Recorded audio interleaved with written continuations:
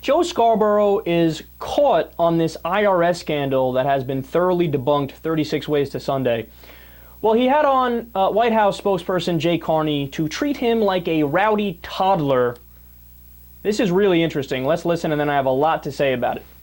Let's just take the IRS scandal. The fact is, it's far different than what you said. At the beginning, you said it was just the Cincinnati office, and then we find out more people in Washington are involved, and then this past week we found out, despite what any of us think of the investigations on Capitol Hill, and I see you smiling, I don't know that there's anything to smile about, that it wasn't a couple of crazy people in Cincinnati, that this information actually went up to the chief counsel of the IRS, which was one of two political appointees by the President of the United States and the entire IRS. So, Joe, I greatly appreciate me, Jay.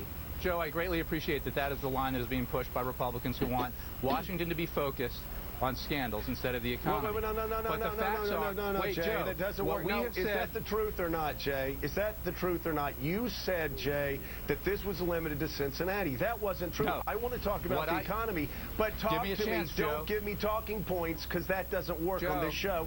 And you've been here long enough to know it doesn't work on this show. Okay. So answer my question, and then let's talk about the economy. When you get to the question, I'll answer it. Here it is.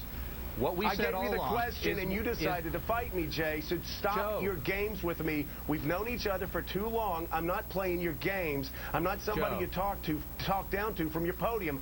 Answer my question, Jay. Joe, please, let me answer it. There is no question that activity that occurred at the White House, at the IRS, was inappropriate, and the president made clear that he wanted to take care of it, and he appointed somebody who's doing that. What we said all along was based on the IG's report, which said that the activity was in Cincinnati, and the IG report and every bit of evidence that has come out since then makes clear that no one at the White House was involved at all or even knew about what was happening. Okay, I hate both of them in that clip. First of all, Joe Scarborough, slow your roll, dog. Who are you?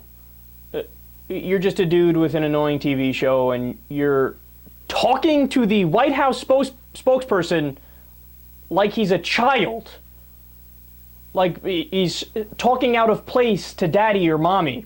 I'm all for being tough on politicians. That's what I do all the time. It makes all the sense in the world. They are our representatives. But that wasn't just tough. That was just flat out disrespectful. And second of all, Jay Carney, man the fuck up. Look, just say it, man. Just say it. You wanted to say it the entire time, but you were intimidated. All you have to say is, Joe, there is literally no scandal at the IRS. It was all BS. And that's it.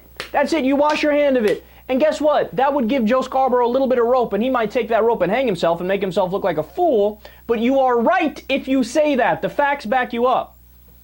So for those of you guys who don't know about this, Republicans flipped a couple months ago because of reports that the IRS was unfairly targeting conservative groups. Well, then we found out, they're totally tracking liberal groups too. So it's not really a scandal.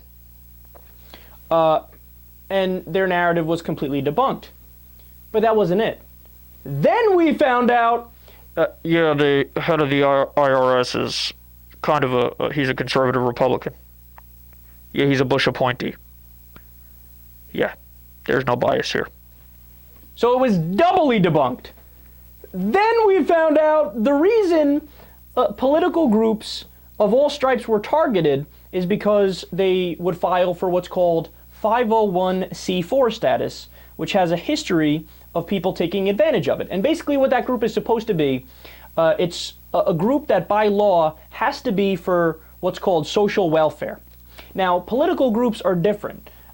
They are supposed to register as an electioneering group.